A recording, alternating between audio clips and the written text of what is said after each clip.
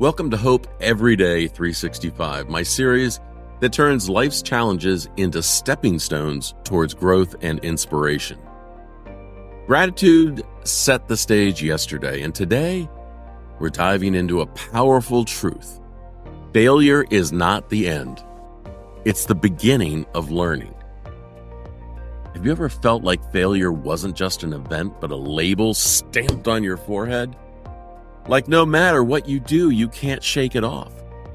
Hey, if you've ever been there, this message is for you. Failure doesn't just hurt, it lingers. It sneaks into your thoughts late at night, whispering doubts about your worth and capabilities. I know what that's like.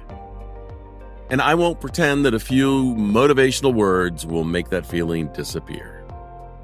But here's the thing, those whispers don't have to define you. I got through it. Right now, if failure feels heavy and impossible to move past, let's start by just sitting with that feeling for a moment without judgment, without rushing to fix it. Hey friends, Steve here from Old Guy Insights. If you've ever felt crushed by failure, know this, you're not alone. Let me tell you something I wish someone told me during one of my biggest flops. It's okay to feel frustrated, embarrassed, or even angry. Those feelings are normal, and sometimes we just need to sit with them for a little while before we're ready to move forward, and that's okay. But there's something important to remember.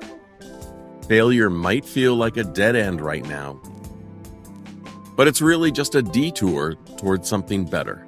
Trust me. You don't have to see the whole path yet.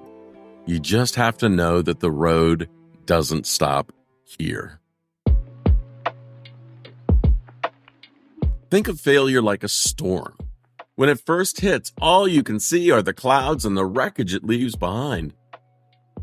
But the storm clears.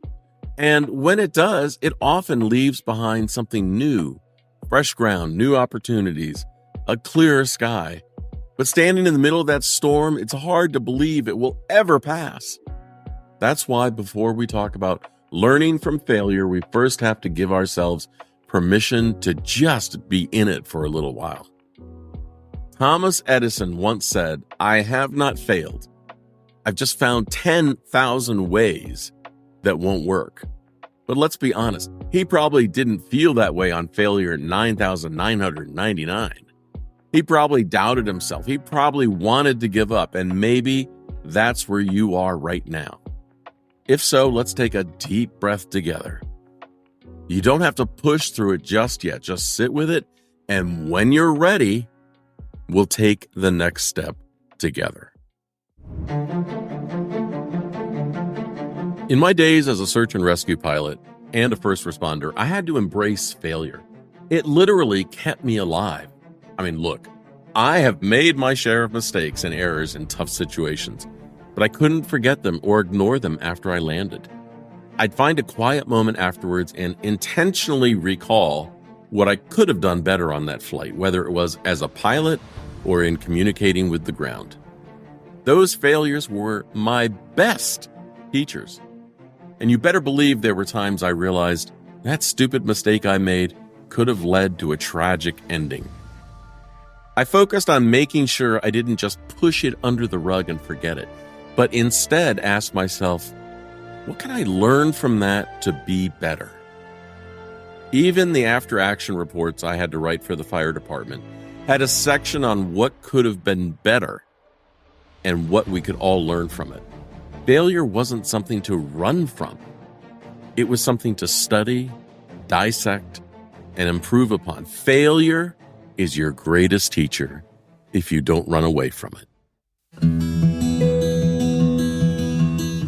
Years ago, I launched a $100,000 advertising project for my company. I was sure it would succeed. You see where this is going? It didn't. I was embarrassed and thought I'd let everyone down. And for a long time, I couldn't see any lesson in that failure. It just felt like proof that I wasn't good enough. But looking back, I realized that failure taught me patience, adaptability, and humility. It wasn't the end of my story, even though it felt like it at the time. And here's another story that might surprise you. Have you ever heard of that cleaning product, Formula 409? It's that popular all-purpose cleaning product that you spray. But the name itself tells a story of persistence. Why 409? Because it took the inventor 409 attempts to perfect the formula. That's right, 408 tries ended in failure. Imagine how many times they could have given up, and maybe they did for a little while. Maybe they felt the weight of discouragement, just like we do. But when they were ready, they tried again, and eventually, they got it right. And finally, there's a story I heard during my time at IBM.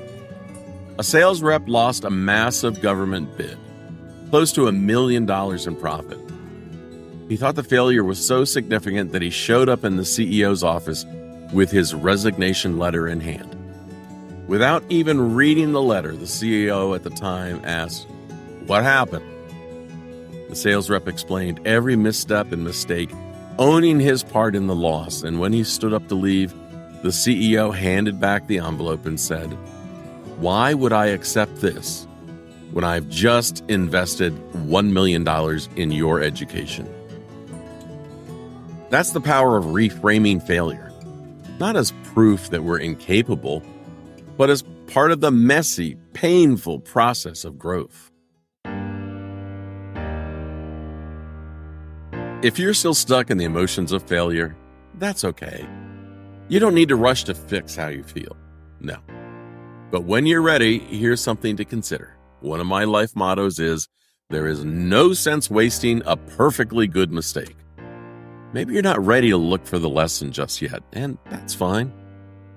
But when you are, ask yourself, what is one small thing I handled well despite the failure? Maybe you tried something new. Maybe you didn't give up as quickly as you thought you would. Maybe you even reached out for help. Even if the failure itself feels overwhelming, there's something in it that isn't wasted. If you can't see that yet, talk to someone who can help. When failure feels personal, it's hard to be objective. Find a friend, a mentor, post a comment, or find someone who's been there before. Sometimes they'll see the silver lining we can't. And even if that feels like too much right now, just know this, your story isn't over. Failure might feel like a period, but it's really just a comma. Take the time you need, and when you're ready, take the next step forward, one small step at a time. Today, we sat with failure and started to shift how we see it. And tomorrow, we'll explore how optimism can help us keep moving forward, even when the road feels uncertain. Hey, if this message gave you a little bit of hope, even a little bit, please like this video so more people can find it and get a little help. Subscribe to my channel, ring the notification bell to stay inspired. Share this with someone who needs a reminder that failure isn't a verdict. It's a lesson. Head on over to oldguyinsights.me. That's me. For more free resources on this topic to help you turn failure into growth. And most importantly, give yourself grace. You're not broken because you failed. You're just in the middle of your story. I'm sending you a big virtual hug. See ya.